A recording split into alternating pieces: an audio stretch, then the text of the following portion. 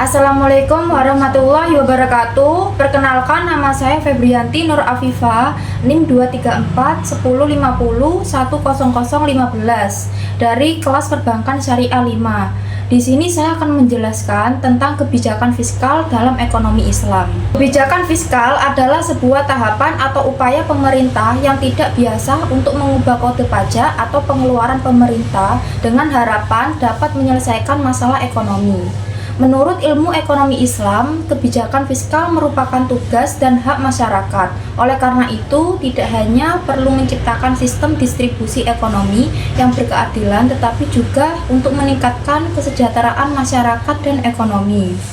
Selanjutnya, instrumen kebijakan fiskal dalam ekonomi Islam. Berdasarkan perspektif ekonomi Islam, ada dua jenis instrumen kebijakan fiskal. Pertama, kebijakan pajak mencerminkan kebijakan pendapatan. Yang kedua, kebijakan terkait pengeluaran belanja. Instrumen penerimaan pendapatan negara seperti yang pertama jiswa, zakat, infak, sedekah, dan wakaf.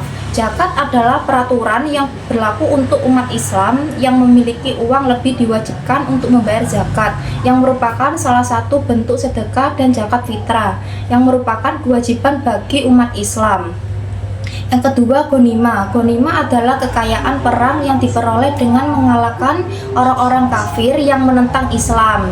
Yang ketiga, fai. Fai adalah tanah atau harta yang telah dirampas oleh muslim tanpa perlawanan dan dimiliki oleh orang kafir yang merupakan lawan Islam.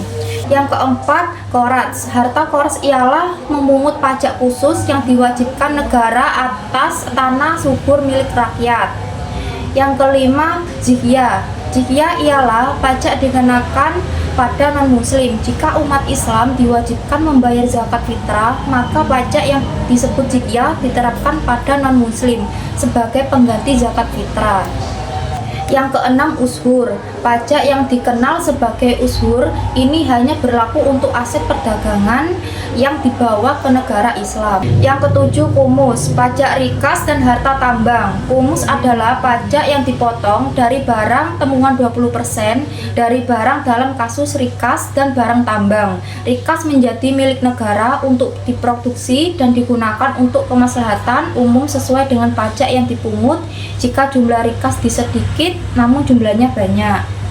Selanjutnya, pengaruh perkembangan kebijakan fiskal dalam ekonomi Islam. Yang pertama, memperkuat redistribusi kekayaan. Salah satu ide dasar keuangan Islam didasarkan pada distribusi kekayaan yang adil. Yang kedua, mengurangi ketidakstabilan dalam ekonomi. Kebijakan fiskal memiliki potensi untuk meningkatkan dan mengurangi ketidakstabilan ekonomi nasional.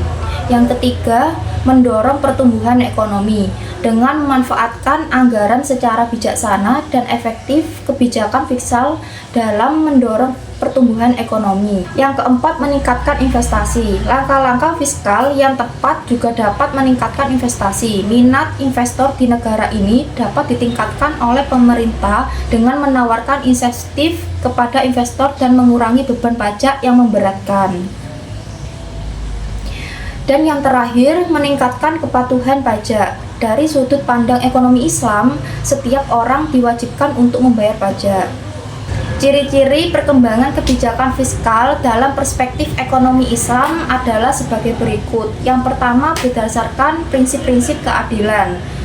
Yang kedua, hindari riba dan gharar. Ketiga, berorientasi pada kesejahteraan publik.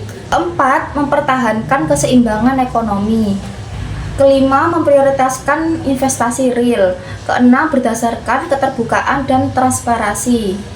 Dan yang terakhir, menjadikan kepatuhan pajak sebagai prioritas utama. Sekian penjelasan dari saya. Wassalamualaikum warahmatullahi wabarakatuh.